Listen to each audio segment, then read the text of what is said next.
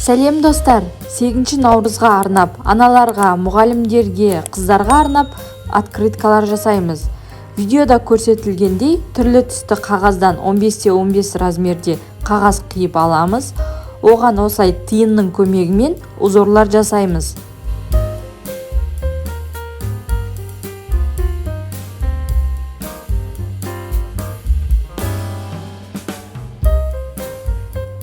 Узорды қиып, екінші қағазға букет етіп орналастырамыз.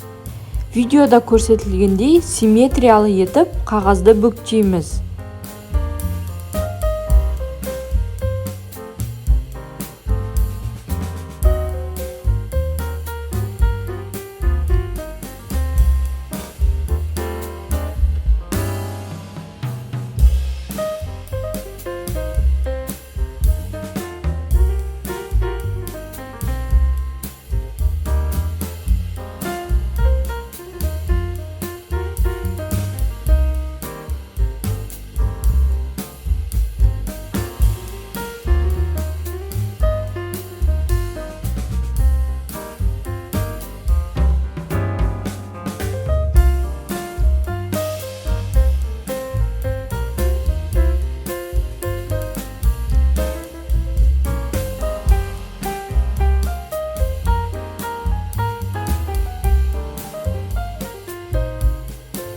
Міне біздің открыткамыз дайын, енді оны сәндейміз.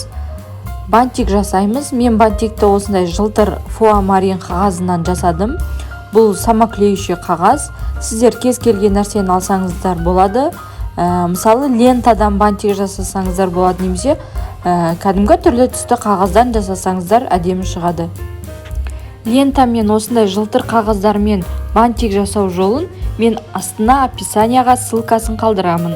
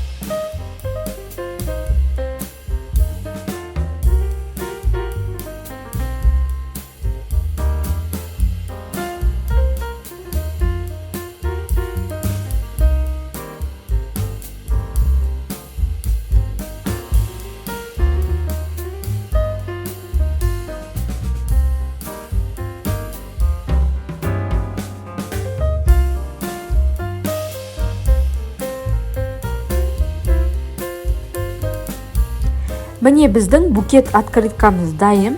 Ортасына 8 наурыз, анашыма, ұстазыма деп тілектерін жазып сыйласаңыздар болады. Және де осы букет открытканы жай ғана гүлдердің суретін салып, карандаштармен, фломастермен бояп сәндеуге болады.